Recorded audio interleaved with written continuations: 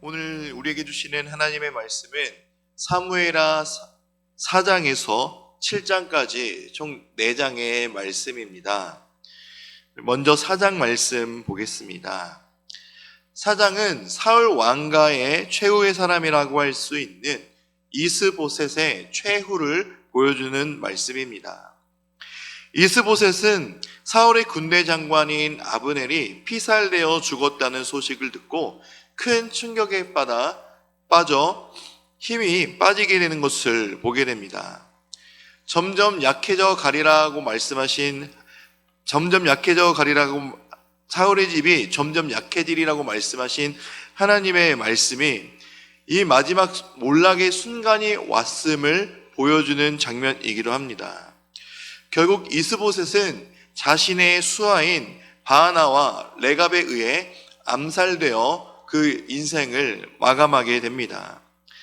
이 두 사람은 이스보셋의 수급을 들고 다윗 왕에게 찾아와 자신들에게 이제 한 자리를 줄 알고 갔지만 다윗은 이들을 하나님을 향하여 맹세하면서 주군을 배신한 암살자들에게 합당한 형벌로 내리게 되는 장면을 봅니다.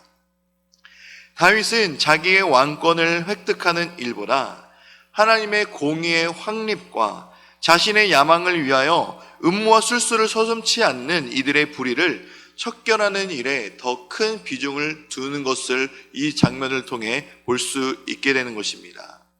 이제 5장 말씀을 보시겠습니다. 이 장에서 다윗은 생의 정점을 맞이하게 됩니다. 모든 상황이 사울 왕을 따르던 이스라엘에게 불리하게 돌아가게 됩니다. 이에 이스라엘은 헤브론에서 유다를 다스리던 다윗을 왕으로 삼게 되면서 잠깐의 남북 분열이 끝나고 새로운 통일 시대가 열리게 됩니다. 우리 3절 말씀 함께 보시겠습니다. 이에 이스라엘 모든 장로가 헤브론에 이르러 왕에게 나아오매 다윗 왕이 헤브론에서 여호와 앞에 그들과 언약을 맺음에 그들이 다윗에게 기름을 부어 이스라엘 왕으로 삼으니라. 아멘. 이렇게 유다에 이어 이스라엘에게도 기름 부음을 받음으로써 다윗이 온 이스라엘의 왕으로 등극하게 되는 장면입니다. 온 이스라엘의 왕이 된 다윗은 이제 먼저 예루살렘을 정복하여 수도로 삼게 됩니다.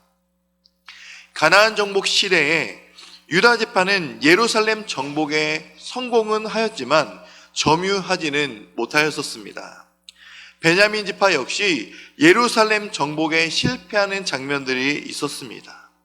따라서 다윗이 예루살렘을 점령할 당시 사실상 마지막으로 남은 가나안 족속 도성이 바로 이 예루살렘이라 볼 수 있는 것입니다. 여부스 족속의 몰락은 블레셋의 패배와 더불어 여호수아가 시작한 가나안 땅 정복 사업이 다윗을 통해 완결되었음을 보여주는 장면이기도 합니다. 예루살렘을 수도로 삼은 다윗은 더욱더 강성하여집니다. 그의 강성함은 단지 예루살렘 성의 견고함이나 강한 군사력에서 나온 것이 아닙니다. 우리 10절 말씀도 함께 읽도록 하겠습니다. 만군의 하나님 여호와께서 함께 계시니 다윗이 점점 강성하여 가니라. 다윗이 강성하여지는 이유는 바로 여기에 있습니다. 그의 군사력에 따른 것이 아닌, 견고한 성인 예루살렘을 정복한 것이 아닌 바로 여호와 하나님, 그분이 다윗과 함께 하였기 때문에 다윗이 바로 강성하여질 수 있었던 것입니다. 그렇기 때문에 우리의 삶 역시 마찬가지입니다. 우리가 강성하여지기 위해서, 우리가 강하여지기 위해서 세상의 것을 따라가는 것이 아니라, 나의 것을 붙잡고 나아가는 것이 아니라 하나님이 나와 함께 하여 주시기를 원하는 것, 그리고 하나님이 나와 함께 하여 주셔야지 우리가 강하게 될 수 있음을 기억하고 믿으시기 바랍니다. 6장입니다. 이 장에서는 정치적인 안정을 꾀한 이후 종교적인 안정을 꾀하기 위해 이제 법궤, 하나님의 언약궤를 가져오는 장면이 나옵니다. 그러나 법궤를 가져오는 방법이 율법에서 제시한 하나님께서 말씀하신 방법으로 하지 않는 모습을 봅니다. 이 법궤를 옮길 때는 원래 레위 자손 중에 고핫 자손이 이제 양쪽 그 채를 가지고 고리에 꿰어서 네 사람이 이제 그 언약궤를 짊어지고 옮겨야 했습니다. 그러나 이 장에서 다윗의 명령을 받은 사람들은 언약궤를 수레에 싣고 옮기게 됩니다. 그렇게 잘못된 언약궤를 옮기는 방법으로 소들이 갑자기 난리를 치자 언약궤가 떨어지려고 하는 순간 웃사가 그 언약궤에 손을 대게 됩니다. 그러자 바로 웃사가 하나님께서 치심으로 죽게 되는 것을 보게 됩니다. 이에 다윗이 두려워하여 법궤를 가져오려 하지 않았습니다. 그렇게 해서 이 언약궤는 오벳 에돔의 집에 3달 동안 머물게 되었습니다.